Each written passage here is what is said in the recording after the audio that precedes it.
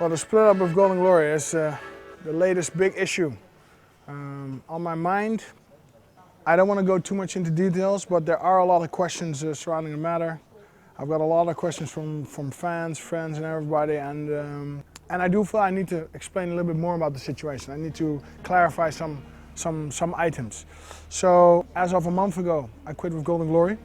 This due to the result of approximately a year and a half, 2 years of small dissatisfactory points that we were talking about, and we were improving it. Like in any relationship, you have issues and you work on them. And especially, I've been with Golden Glory for 11 years.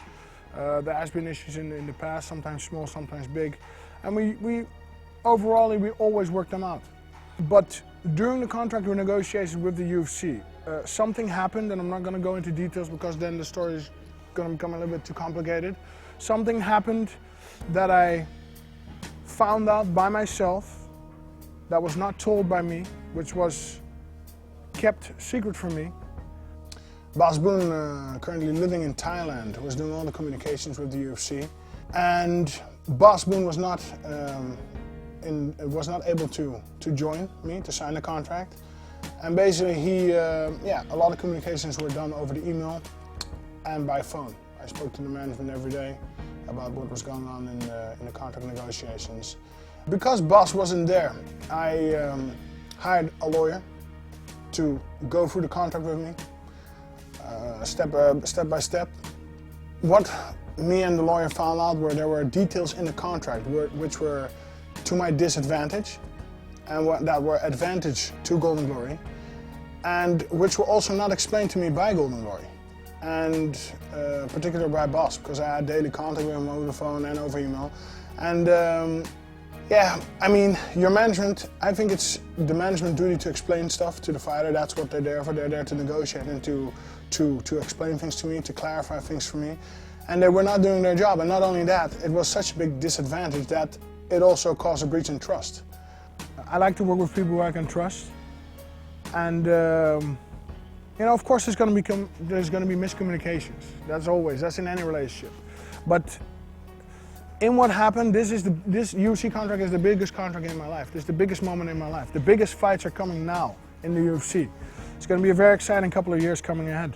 And there cannot be miscommunications. It has to be clear. Which makes me decide to be, despite that they are good management to other fighters maybe, can't judge about that, but for me, they're not a good management. They're bad management. They're a harmful management. And again, I had some good periods with them as well. But due to this issue, I cannot continue to work with them. I was not done with the Golden Glory trainers and my Golden Glory sparring partners, but they were a little bit too close towards the management, and we had a lot of talks in private on the matter. And in the end, they were a little bit too close to the management. They couldn't separate themselves and work with me.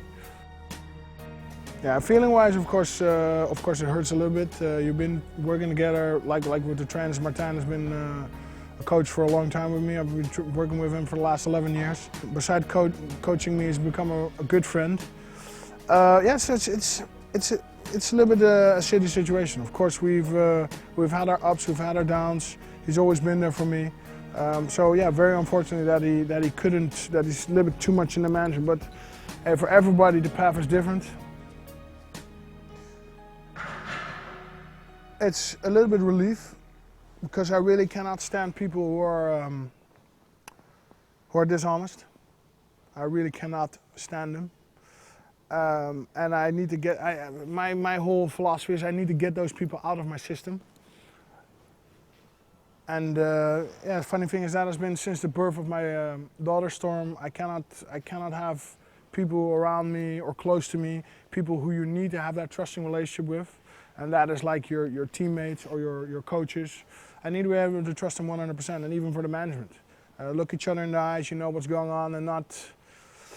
But so in that sense I feel relieved. On the other sense, again, Martijn was a good friend, and with him there were basically no issues. He really got caught up in the middle of it. And it's sad. It's sad that I can't work with him anymore. And of course with Cor Hammers, the legendary K1 coach, coach of Ramon Dekkers. He also got caught in the middle because they had no hand in the foul play that was at hand. But they got caught in the middle. But of course they have their interest with other fighters tied to Golden Glory. So of course they have to make a choice as well. And I respect their decision. They respect my decision. We've had some open communications about it, and everybody feels shitty about it. But it is the way it is.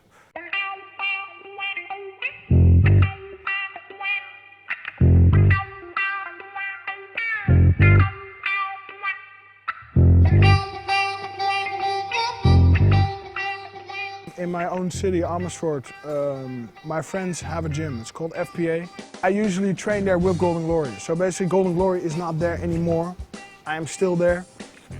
It has been the famous quote, business as usual. I'm in a fight prep, so I'm training with my sparring partners. Basically, I already was arranging my sparring partners in MMA. In the K1, of course, Golden Glory has several K1 guys. But in MMA, they don't really have that much sparring partners. They have Karatanov and John Oliver, but they're not always available, and they're in different countries.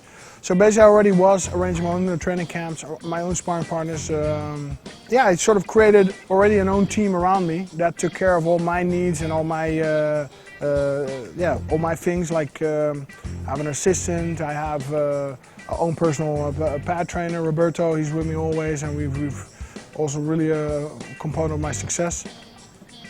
I have my own dietist. I have my own PR team doing the Reem and the web shop and the website. So basically I already had my own team around me that took care of most of my issues.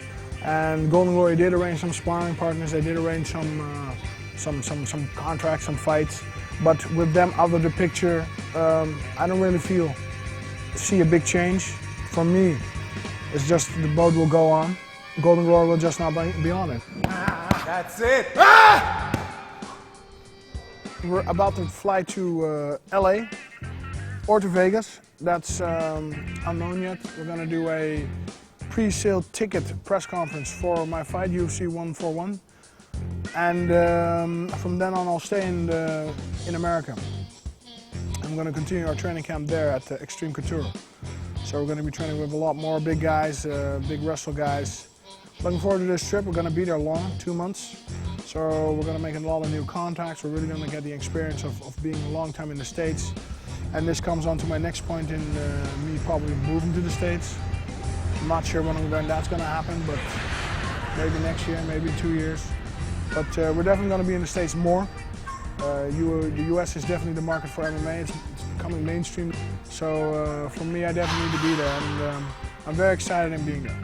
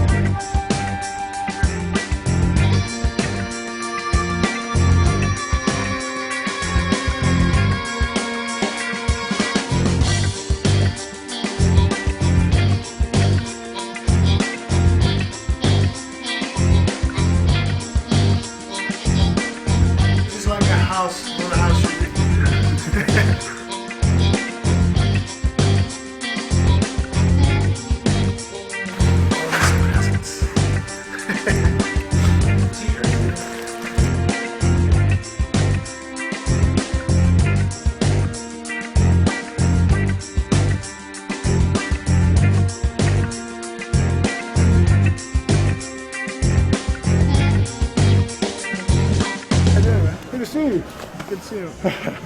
Busy, beating off? Still tired. Can't too fast. And how have you been doing? Been good, brother. Just trying to stay in shape. And I went on this freaking diet like 3 weeks ago. It's like you eat 2 meals a week. Yeah, you know. 2 meals a week? I mean, 2 meals a day. 2 meals a day, but you eat like the first meal, let's say 11, right? 6 hours later you eat, 18 hours later you eat. So you're supposed to eat, man, by the time the 18 hours are over, I'm eating like a horse. and anywhere than K1? Zero. How much money do you have? 700 grand. But you've been doing a lot of fights. No, it's part of my contract that they owe me. They owe me one fight, okay, it's almost 800 grand. But the 700 grand is from part of my contract because they're supposed to pay me $100,000 every year, and of course they haven't. And it's supposed to be 900 grand, right? They paid me for 2 years. They haven't paid me for the other 7. Because there's Peter Archie gets a lot of money. Yeah, I know they owe Peter a lot of money. That's also shitty. Like at least I got the belt, right? Yeah. So it's worth something. But Peter Archie almost got there, and then I've got people working on it right now. legal stuff. Yeah, you know, but I don't even know. Like I told them, do the best you can and see what happens. But right now, you know, again, like I said, if I get it, I'll be like jumping in joy. Well, we went to a lot of gyms all over LA, Vegas, because this is a little bit the corner that I want to be, LA or Vegas, because here's where all the action is. The UFC is here, a lot of events are here. I see more octagons here than in the whole of Holland. We chose this gym because yeah, it felt good. It has excellent facilities. It had 2 octagons, 2 big mat areas, a lot of bags, the rings. I already knew a couple of guys here. Brett Sheffo, I'm good with him. Morris Jackson, he actually was already a friend, and I just feel very welcome, and basically had all the facilities, you know, just on a good vibe. So the vibe, I think, is for me the most important. If I feel welcome, if I feel that it's going to be a good team thing, that's more than half the work already. Good luck on your fight, brother. Are you going to start training here? All right, cool. Welcome to the Cougar Tour.